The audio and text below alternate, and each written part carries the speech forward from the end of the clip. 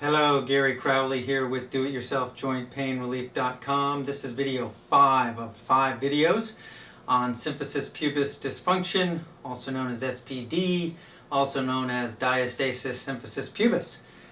Basically, if your pubic bone hurts, especially right where it comes together there, your pubic symphysis, these 5 videos are for you. And basically video 1, we kind of talked about how the bones of your pelvis get yanked and pulled on by all the muscles that attach to them and can affect the way that pubic bone wants to come together. It can be painful if the big muscles are pulling that out. Video 2, we released all the big muscles in your hips. Video 3, we released all the muscles on the front of your back that go to the inside of your hips. Video 4, we basically did your big quads that attach up here, and we did your hamstrings. And now in video 5, we're going to release these groin muscles, and then we're going to dig in your pelvic floor a little bit and undo some of that stuff. So first and foremost, I think probably for the condition you have, to release these groin muscles, I would just basically have you work on them manually with your hands. Now, I do have a page or a series of videos called Best Groin Stretches, and where I have you spreading your legs apart and working on all these muscles and things. I'm a little hesitant to do it with symphysis pubis dysfunction because that pubic bone's a little iffy as it is. That's why it's painful, and especially for women who've been recently pregnant. Sometimes you're just so flexible in your joints that I don't want to cause trauma to that pubic bone that's already an issue. So we're gonna, if you think you can do that without pain, just go to my Best Groin Stretches video. I run you through the whole series of how to do that. But what I think I'd rather have you do, because if you were in my office, I'd release these manually without you having to potentially disrupt that pubic bone. So these are your adductors, and as we discussed before, they attach basically right down here at this ischium, this ischial tuberosity down here. And so we want to free all them. They run down your leg here. If they're tight, they can be yanking almost directly on that pubic bone. So what we want to do is we just want to make sure all these muscles are free. And I personally, if I'm going to do this manually, I like thumbs. I can get in here, and especially if I sit you know, something like this where my legs can fall out a little bit, not too much, but this allows you easy access. You can do thumbs, and I'm doing a press pull release. There's a good tender spot on me, and these can be kind of tight, kind of tender. Again, any women who are recently pregnant, feel free to recruit a husband because he can use those thumbs a little bit, and they might complain a little bit that their hands get tired after about a minute or two, but you give them a break. You can tell them they can come back and do more later. But basically, you're finding a tender spot, pulling it, releasing. Tender spot, press, pull, release. Press, pull, release. And you will find, because healthy tissue doesn't hurt when you press on it, you'll find you do that a few rounds, like on this spot here. Press, pull, release, like it's clay. And that tenderness, that painfulness goes away when that muscle lets go. And then I move up a little bit from here, and I find that other spot. Now again, kind of like those big quads we worked on before, this is a large area, so if you want to do a little bit at a time, now I'm not actually tight here, I'm more tight down here, but again, you can also get your fingertips in there, and either one, whatever works for you. And if you're working again in these big groups, I would recommend fingertips, doing a press pull release with your other palm pressing, kind of applying the pressure. Then your pinkies are doing, or your fingertips are doing the pull release, and your other hand's basically doing the press. And you can get a lot done that way. Your hands don't hurt as much when you do it. So investigate all this. Up in here, again, thumbs get a little tired, use your fingertips get a little tired, go back to your thumbs. And I would do as much of that initially as I could just to get that free. And then, if you feel like there's more to do, then I would also recommend that while I'm generally not a big fan of rollers because I don't think they're specific enough. I think they tend to be a little too blunt for what we're doing. But for adductors, they're not too bad.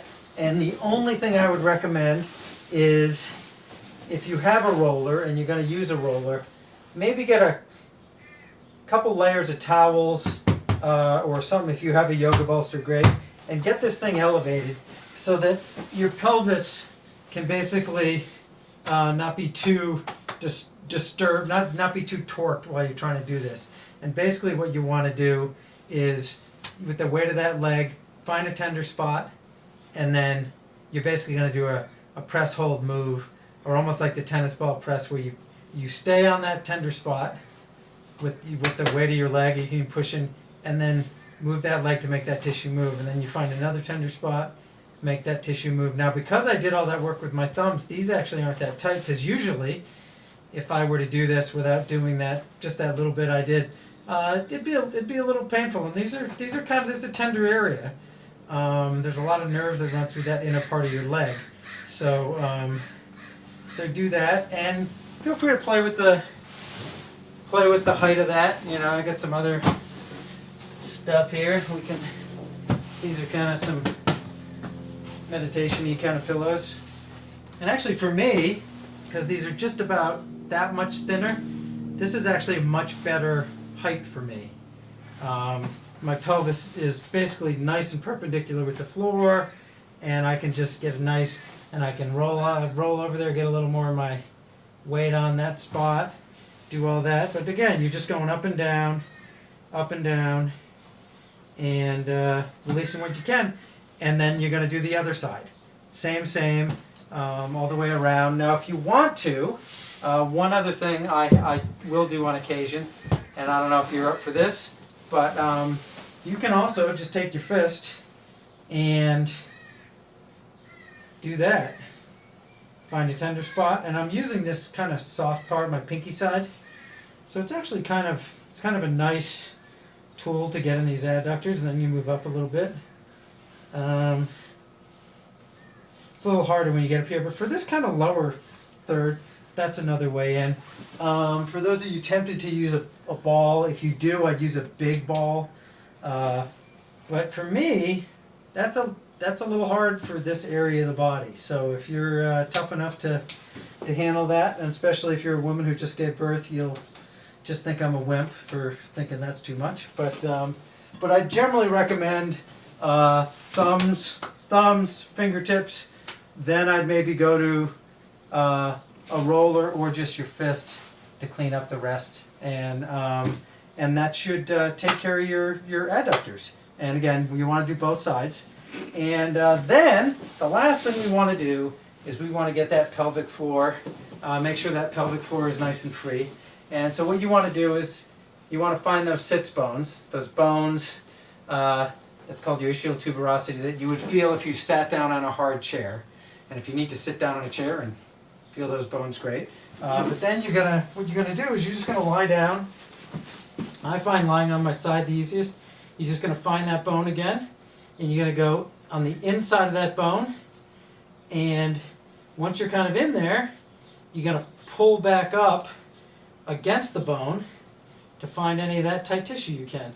And you can go all the way up so that you're kind of heading toward your belly button, under that bone, come all the way out to here, and find any tender stuff there. Now, I'm not that tight, but there's one kind of right in the middle. There's a pretty strong muscle that comes all the way up to your hip. It's called your obturator internus.